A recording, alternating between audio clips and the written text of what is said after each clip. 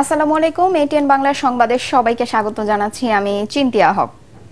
মূল্যস্ফীতি নিয়ন্ত্রণে রেখে সাধারণ মানুষকে স্বস্তি দেওয়ার চ্যালেঞ্জের মধ্যেই আজ ৭,৯৭,০০০ কোটি টাকার বাজেট পেশ করতে যাচ্ছেন অর্থমন্ত্রী আবুল হাসান মাহমুদ আলী। সামষ্টিক অর্থনীতির ভারসাম্য রক্ষায় বাজেট ঘোষণায় সর্বোচ্চ অগ্রাধিকার পাচ্ছে সামাজিক সুরক্ষা, কৃষি ও মানব সম্পদ উন্নয়ন। রিজার্ভ ও ডলারের সংকটে সরকারের রাজস্ব আয় বাড়াতে এবার কর ও আবগারি শুল্কের আওতা বাড়ছে। সকালে নিজ বাসভবনে সাংবাদিকদের দেয়া এক প্রতিক্রিয়ায় তিনি বলেন, এবার বাজেটের আকার কমিয়ে আনা হয়েছে। সাধারণ মানুষের জীবনযাত্রা সহজ করতে নানা ঘোষণা থাকছে।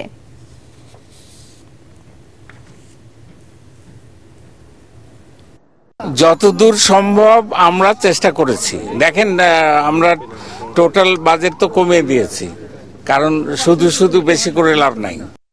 দর্শক, জাতীয় সংসদে আছেন সহকর্মী শারফুল আলম, চলে যাচ্ছি তার কাছে।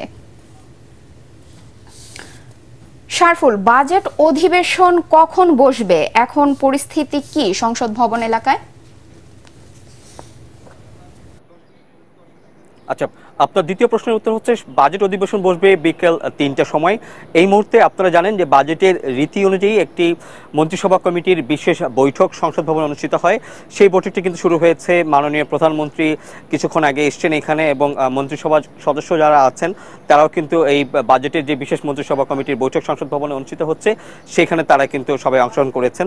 সেখানে প্রধানমন্ত্রীর উপস্থিতিতে মন্ত্রিসভা কমিটির সদস্যদেরকে কিন্তু অর্থমন্ত্রী যে বাজেট বিকালবেলা পেশ করবেন সংসদ ভবনে, তার একটা সারসংক্ষেপ এবং বাজেটের বিভিন্ন খুঁটিনাটি বিষয় এবং যে বিশেষত্ব বা অগ্রাধিকার দেওয়া হচ্ছে সেই সব বিষয়গুলো কিন্তু তিনি তার মন্ত্রিসভা কমিটির সদস্যদেরকে ব্রিফ করবেন অর্থমন্ত্রী।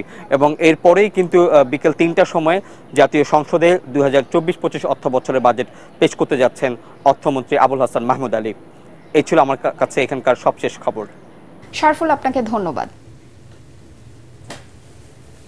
নিত্য প্রয়োজনীয় পণ্যের দাম কমাতে চাল, ডাল, আটা, চিনি, ডিম, মুরগি ও মাছ সহ ১৭টি পণ্যের দাম কমানোর ঘোষণা থাকতে পারে বাজেট ঘোষণায়। ভর্তুকি ও প্রণোদনা দেয়ায় দাম কমার তালিকায় যুক্ত হতে পারে মাছ, পোলট্রি ও ডেইরি সহ কৃষি উপকরণ আমদানিতে শুল্ক সুবিধা অব্যাহত থাকতে পারে। শর্ত সাপেক্ষে কমতে পারে কর্পোরেট ব্যবহারও, কমছে ল্যাপটপ আমদানির খরচও।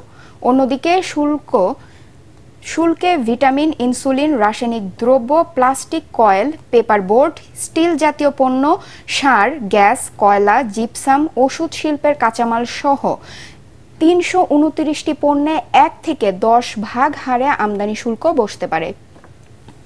দাম বাড়তে পারে fridge, AC, lift, CCTV camera, গাড়ি নির্মাণ সামগ্রী সহ আমদানি করা ১৩ ধরনের যন্ত্রাংশের। বাড়তি দামে কিনতে হতে পারে LED bulb, tubelight, juice, rolling paper, prefabricated নির্মাণ সামগ্রী সহ বেশ কিছু পণ্যে। ২০০টিরও বেশি চিকিৎসা সরঞ্জাম আমদানিতে ব্যয় বাড়ছে। অর্থনৈতিক অঞ্চল এবং হাইটেক পার্কের মূলধনী যন্ত্রপাতি আমদানিতে শুল্ক বসছে। গাড়ি আমদানিতে কাস্টম শুল্ক ছাড়া অন্যান্য সব শুল্ক দিতে হতে পারে।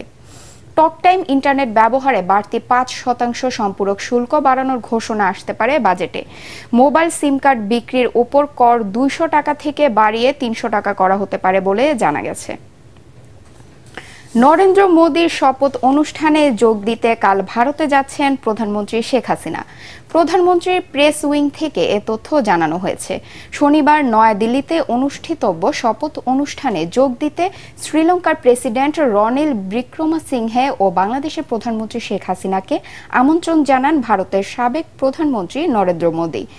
বিক্রমাসিংহে এবং হাসিনা উভয় নরেন্দ্র মোদীর আমন্ত্রণ গ্রহণ করেন। টেলিফোনে গতকাল নরেন্দ্র মোদীকে অভিনন্দন জানান প্রধানমন্ত্রী শেখ হাসিনা। পরবর্তী সংবাদ দেখার আমন্ত্রণ জানিয়ে এখনকার মতো শেষ করছি। এটিএন বাংলা সংবাদ ইউটিউবে দেখতে ব্রাউজ করুন youtube/ATN Bangla News। ধন্যবাদ সবাইকে।